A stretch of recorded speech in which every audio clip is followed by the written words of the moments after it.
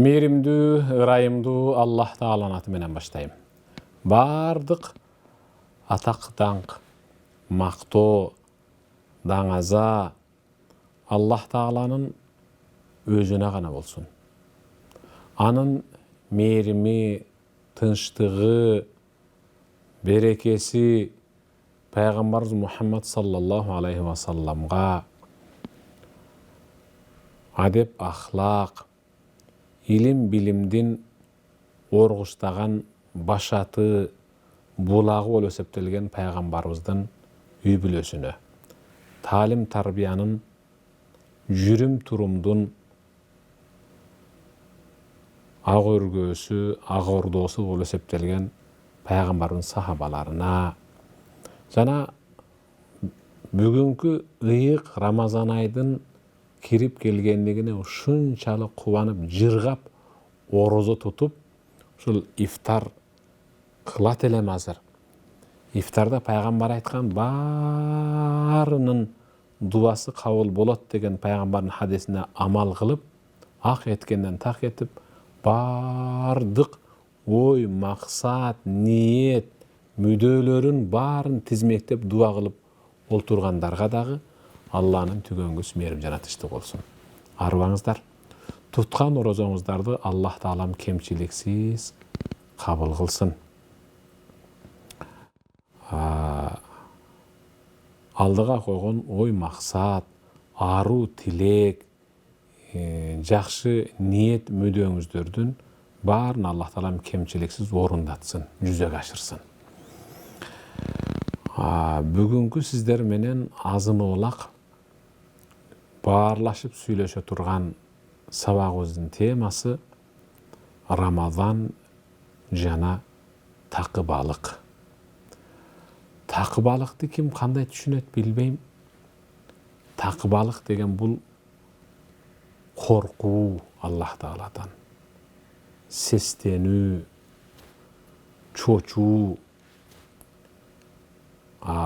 ток этери оңолуу. Жаман иштен бир отоло суурулуп чыгып, Аллах Тааладан корккондугу себептүү оң жолго түшүп кетүүнү такыба болуу деп эсептелет. Өзү ыйык Рамазан ай такыбалыксыз өзү кабыл болбойт. Ооба. Рамазан айда такыба болбогон инсандын орозосу дегеле кабыл болбойт. Ал эми такыба болом деген инсан ал орозо тутмайынча эч качан такыба болбойт. Андыктан Рамазан менен такыбалык бири-бирине жуурулушуп калган эри шаркак, эгиз ынак, киндиги туташтай нерсе. Анда сөз башынан болсун. Аллах Таала Бакара сүрөсүнүн 182 аятында Estağfurullah billah. يا أيها الذين آمنوا كتب عليكم الصيام كما كتب على الذين من قبلكم لعلكم تتقون صدق الله العظيم. Manisi, ey iymandуу bendelerim deydi. Subhanallah. Sүйүнүң, sizdi, bizdi, bаарыбызды Аллах Таала ыймандуу бенделерим деп чакырып атат. Кандай сонун мыкты чакырык, кандай сонун мыкты аталыш. Аллах бизди ыймандуу деп чакырды. Ыймансыздар, кафирлер, бузукулар деген чакырыктан жаманы жок, Кудай сактасын. Аллах Таала бизди эй ыймандуулар деп чакырып атат. Сүйүнүшүбүз керек. Аллах Таала канчалык бизди мактаган сайын, өзүнө жакын тартып чакырган сайын, ошончолук ошого татыктуу болуп арзып жашаганга аракет кылышыбыз керек. Эй ыймандуу бенделерим, тез силерден мурдагы доордо жашагандарга орозо тутуу фарз кылынгандай эле, силерге да орозо тутуу Рамазан айында фарз кылынды, жазылды, мөр басылды. кыйшайуусуз орозо тутушуңар керек. Бирок мурдагы доордогуларга фарз болгон орозо менен силерге фарз болгон орозонун ортосундагы айырма өтө чоң. Лааллекум таттакун. Силерге ыйык Рамазан айда орозо тутуу фарз болгондун бир айырмасы оңолушуңар үчүн бузук жолдон, бузук ниеттен, арам иштен, арам оокаттан, арам маянадан, арам мамиледен, арам достон, арам жамааттан, арам топтон биротоло суурулуп, адал жолго, адал дасторконго, адал ишке, ак ниетке, аруу тилекке өт. Сенин Рамадандагы орозоң ушундай арам жолдон сени токтотуп калат деп атат. Ушуну такыба деп айтат.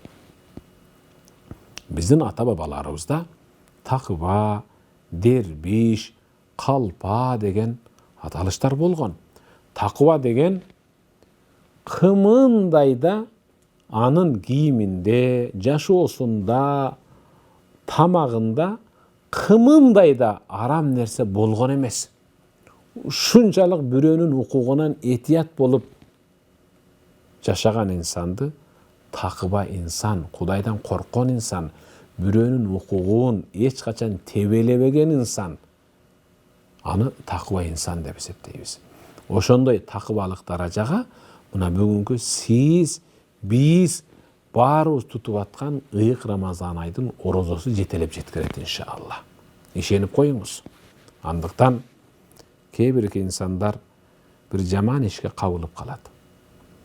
Анан тааныштан тааныш издеп, туугандан тууган издеп, ошол кабылып калган жаман ишинен чыга албай эле жүрө берет да. Бирөө сүткорлук менен акча алып, же акча берип, арак сатып, арак ичип, аягы суюктук кылып, кумар ойноп, жана башка айтор баардык нерселер ушинтип аралашып калып атат да. Андан чыга албай эле башы карыздан бошобой ушинтип жүрүп кыйналып атат. Анын аркасынан үй бүлөлөр быт-чыты чыгып бузулуп атат. Достордун ортосундагы мамиле быт-чыты чыгып токтоп калды.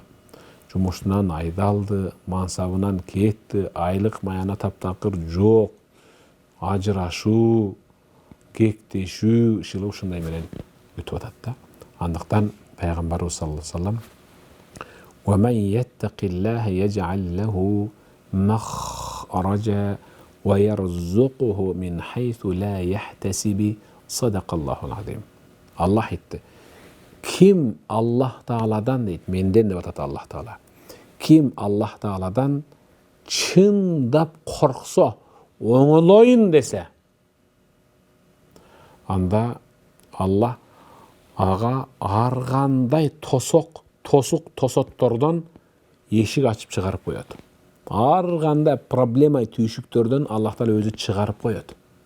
Аны менен эле тим болбостон такыба болгондугу себептүү Аллах бендесинин акылы жетпеген тараптан эң мыкты адал ырыскы менен байытып коет. Такыба болуш керек. Ошон үчүн пайгамбарыбыз саллаллаху алейхи ва саллям иттакиллаха хайсума кунт. Качан болбосун, каерде болбогун, ким менен болбогун, кандай абалда болбогун, Аллах Тааладан чындап коркуп жаша. Анан ишиңди да коркуп жаса. Айрыкча мамлекеттик кызматта, жоопкерчилик моюнга илинген абалда бирөөлөрдүн укугуна кирип калбайын. Мисалы, пенсионерлердин пенсиясын жымырып калбайын. Пособие, мисалы, жөлөк пул алгандардын, ар кандай мисалы жардам, тиги булардын ошол акчасынан тыйындан кичинекей болуп үнөмдөп өзүм чөнтөм алып калайын дебе эч качан. Кудайдан коркуп жаша. Аллах көрүп турат. Ва атби'ис сайyi'атал хасаната тамхуха.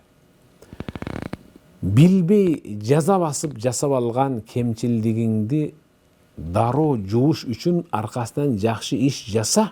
Намаз оку, сажда кыл, бирөөгө кайрымдуулук кыл, жетимдин башын сыла, жесирдин алын сура. А бирок ошондой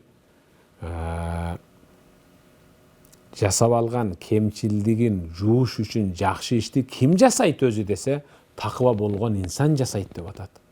Хадистин аягында ва халикин наса би хулукин хасан.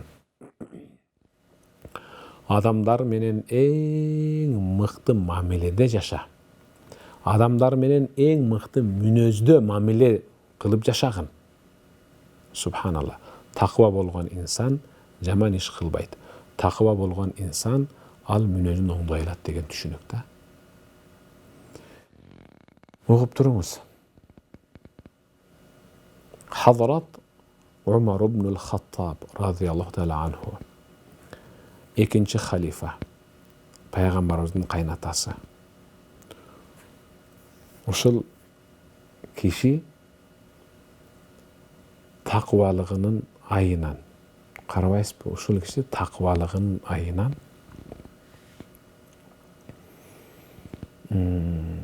бир күнү шам намазына күүгүмгө жакын Йемен шаарынан, Йемен мамлекетинен чоң бир ише идишке жипар жыт келди. Ошол Йемен мамлекетинен берип жибериптир. Эркек сахабаларга тартуу белек. Кичинекей идиштерге бөлүнүп куюлуп берилсе, алар намазга, таалимге, даватка, жамаатка чыкканда мындай бир себенеп алса деген максатта. Аны көрө калган Хазрат Умардын жубайы бул эмне деп сурат. Хазрат Умар айтты: бул ушул эркек сахабаларга арналып тартуу келиптир, бир белек. Аларга эртең майда флакондорго ушу бөлүнүп таратылат. Хазрат Умардын аялы айтты: мен мындайды бөлөм. Мындайды бөлүп куйганга аябай жакшы шыгым бар, колумдан келет деди. Хазрат Умар айтты: ой жок, сенин колуңдан келбейт. Муну атайын ошол эртең казынага барганда эркектер өздөрү бөлүп алат деди. Аялы болбостон Хазрат Умардын ой боюна койбой, мен бөлөм дедими, бөлө алам деп, анан кийин ошол майда идиштерге куюп баштады. Хазрат Умар жакшы эле айтты: кой деп, өздөрүнүн менчик баягындай шамын жагып туруп, анан ошо менен куюп атты кичинекей идиштерге. Бир окумда Хазрат Умардын аялынын колу титиреп кетип, бир тамчы жипар жыт аялынын этегине тамчылап кетти.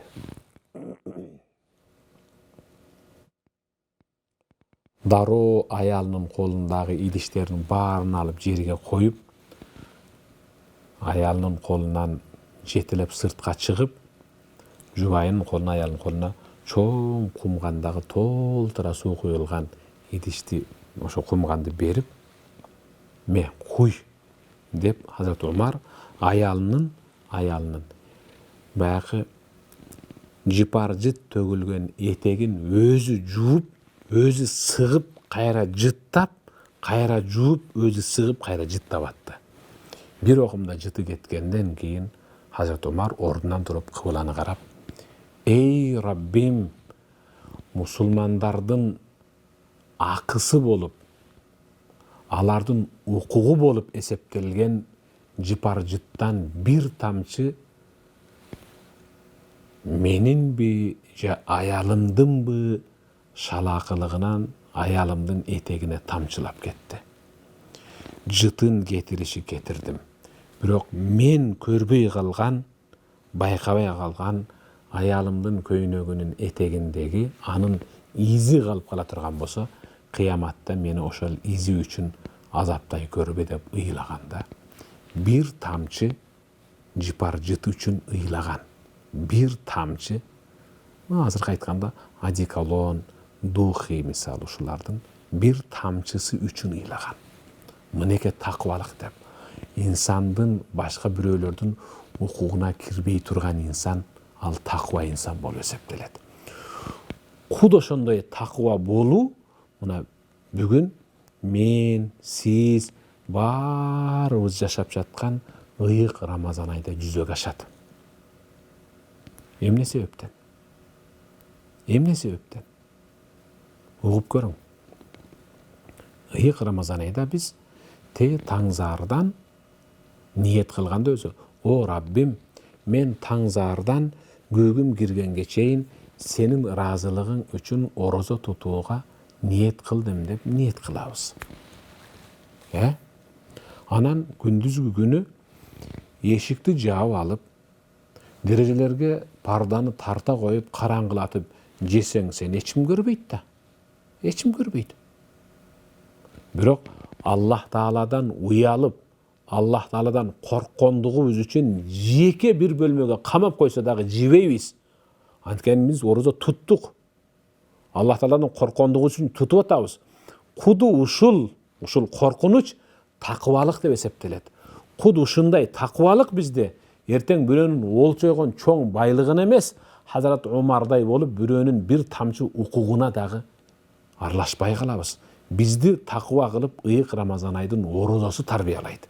Келгиле, өзүбүздүн өлкөбүздүн экономикасынын жогорулашына, саясатынын стабилдүү болушуна,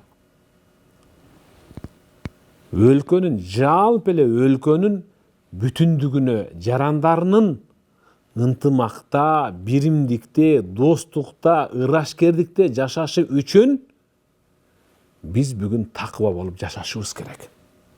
Аракет кылалы, келгиле, ушу ыйык Рамазан айда такыба инсандын дуасы кабыл болот. Дуа кылалы, келгиле. Бирок айтып коюш керек да. Хазрат Умар жума күнү минбарда туруп такыбалык жөнүндө сүйлөп атып, эшиктен кирип келген Убай ибн Каабга карап туруп, эй Убай, ордунда тура тур. Мен адамдарга такыбалык жөнүндө сөз сүйлөп берип аттым эле. Ошол жерде туруп такыбалык жөнүндө бир маалымат берип өтүп кетпейсиңби деди. Хазрат Умар бул минбарда халифа, бул муъминдердин амири. Убай ибн Кааб деген ал амирге баш ийген карапайым жупуну сахаба. Мелт калт мечиттин ичи жык толо сахаба эшиктен кирип келген Убай ибн Каабты баары буруп тиктеп калышты. Убай ибн Кааб, эй муъминдердин амири, сиз амир болуп туруп такыбалыкты менден сурап атасызбы деди. Ооба, сенден сурап атам. Муктажмын. Айтып өтсөң жакшы болмок. Мен сөздү ушул жерге чейин келип токтоттум. Мен токтоткон жерден башта, мен сен токтоткон жерден баштап айтайын. Бирок мен сенин сөзүңө муктажмын. Сен ушундай каймактуу, ширелүү, пайдалуу, таасирдүү сүйлөйсүң. Мен ошо сенин сөзүңдөн таасирленгим келип атат. Убай ибн Кааб муъминдердин амири болгон Хазрат Умарга тик карап туруп, эй муъминдердин амири, бул жашоодо эсиңизде бар чыгар, эсиңиздеби? Жылаң аяк, чөгүртөктүү, тикендүү жолдо басып көргөнсүзбү деди. Хазрат Умар ойлонуп туруп, баскам, башымдан өткөн, чокоюм жок, жылаң аяк, тикендүү, чөгүртөктүү жолдо баскам. Анда жооп бериңизчи. Кантип баскансыз ошондо? Хазрат Умар айтты, ушу тамандарыма тикен кирбесин, тамандарым тикендер менен канап, айрылып, сыйрылып кетпесин деп коомай, абайлап, этияттанып, басып, акырындык менен таза жолго чыгып кеткенмин деди.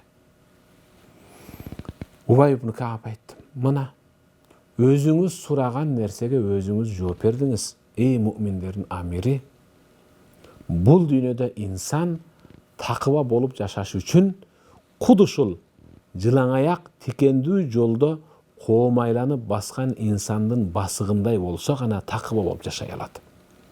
İnsandın оңу, солу, алды, аркасындагы жашап жаткан дос, жары, санаалаш, тууганы, кошунасы арам менен күн өткөрүп жаткандыгы үчүн абайлап жашаш керек. Жүрү десе эле кете берип, арамга барып тыгылып калбай. Ошондо гана биз адал жашоого өтөбүз. Ошондо гана биз жүрөгүбүз такыба болот, Кудайдан коркобуз. Биздин үйдө чыр болбойт. Биздин үйдө береке болот. Балдарыбыз безери болуп көчө таптап, түн бир окумга чейин бирөөлөрдүн көчөсүндө айкырып, кыйкырып, бирөөлөрдүн дерезесине таш ыргытып, бирөөлөрдүн кызын бузбастан, сиз такыба болгондугуңуз үчүн балаңыз да сиз сыяктуу такыба болот. Табииндердин бирөөсү жумушка жубайы менен кайырлашып чыгып бара жатканда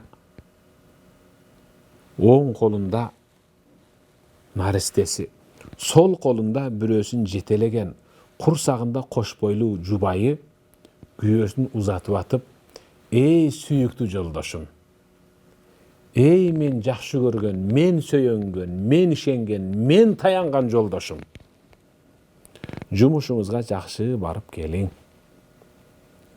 Кайра келе жатканда аттиң жакшы пайда таба албай калдым да» деп бизден уялып, намыстанып, нан таба албай келе жатып, арамдан, күмөндүү нерселерден үйгө көтөрүп келбең. Биз ачкачылыкка чыдайбыз. Чыдайбыз сабыр кылып. Бул күндөр өтүп кетет. Бирок биз кыяматта тозоктун отуна чыдай албайбыз биз. Бизди арам тамак менен багып коюп, анын айынан биз кыяматта тозок отуна түшкүбүз келбейт деп жумушка узатып аткан табиин аялдын сөзүн силерге эстетким келди. Азыр кандай болбосун таап келесиң. Биз той өткөрсөк болду. Элдин катарынан калып калабызбы? Эл эмне дейт? Деп отуруп арамга тулку боюз менен бир отола батып кеттик. Ул үйлөсөк дагы, кыз чыгарсак дагы, төркөлөтсөк дагы, кудагыйды чакырсак дагы, жада калса атасына аш берсе дагы кредит алып өткөрүп калды. Кредит алып той кылып, анан эми төлөшүңөр керек да деп жаңы үйлөнүп баш кошкон уулу менен келинин Россиялатып жөнөтүп берип, же келинин алып калып, уулун жөнөтүп бергендиги себептүү эки жаштын ортосунда арамдын айынан үйлөнгөнүнө аз эле күн болуп кайра ажырашуулар көбөйдү. Ушунун баары эмнеден? Ушунун баары арамдан. Эгерде башталышы биринчи кышы, биринчи кирпичи адал менен болгондо эч качан турмуш бузулмак эмес. Турмуш эч качан бузулмак эмес. Ошол такыбалыкка бизди сүйрөп, жетелеп, бизге такыбалыктан сабак бере турган мына бул ыйык Рамазан ай. Кээ бир адамдар бар. Сухурда адал нерсе менен оозданып, ооз жаап, бирок ифтарга келгенде арам нерсе менен ооз ачкандар дагы бар. Андыктан абайлайлы. 11 айдын султаны болуп эсептелген, ак эткенден так этип көпчүлүгүбүз күтүп, куса болуп, Аллах Тааладан дуа кылып, суранып келип, анан да ошол арам нерселерди аралаштырып орозо туткандан не пайда сизге? Хазрат Алиден сурашты. Сиз такыбалыкты кантип түшүнөсүз, анан элге кантип түшүндүрөсүз?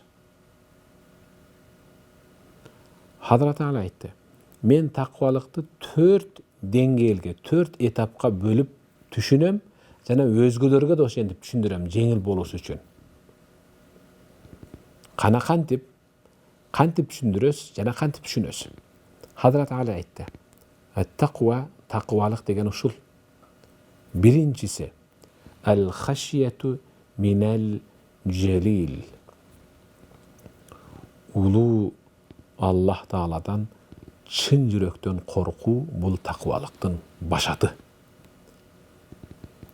Baysızbı, kedeysizbı, kapasızbı, kuvanıp durasızbı, alıstasızbı, jakındasızbı, meli jekesizbı, koomdun arasındasızbı, kanday ahvalda bolboň, Allah Taala'dan korku bul takvalıktın başatı. Çın. Biylike çeyin da, biylikten giyin dağı, biylik uçurunda dağı, biylikten düşüp kalganda dağı, Kudaydan korku bul takvalıktın başatı. Takva bolgan insandın übülösü buzulbaydı. Takva bolgan insandın uğulları, kızları kökbet bezeri çıkbaydı, köçe taptabaydı. Takva bolgan insandın bir tuğandары eç kaçan çaçırandı bolbaydı. Takva bolgan insandın үйünde arazdaşu, ajıraşu, gekteşu bolbaydı, çırçatak çıkbaydı. Ekincisi kaysıl dedi? Ekincisi şul. Vel amel bit tenzil. Allah düşürgen Kur'an'a amal kılıp yaşu. Subhanallah. Allah düşürgen Kur'an'a amal kılıp yaşu, bul takvalıktın ikinci baskıcı. Subhanallah. Kur'an'a amal kılıp yaşu degen kanday sonun söz. Kanday sonun söz. Mından ötken mıktı söz tavuş mümkün emes. Misalı Allah Teala estağfurullah ve la tenharhuma ve la taqul lahuma uffin ve kul lahuma kavlen kerima. Sadakallahu azim. Ey adam balası. Çok.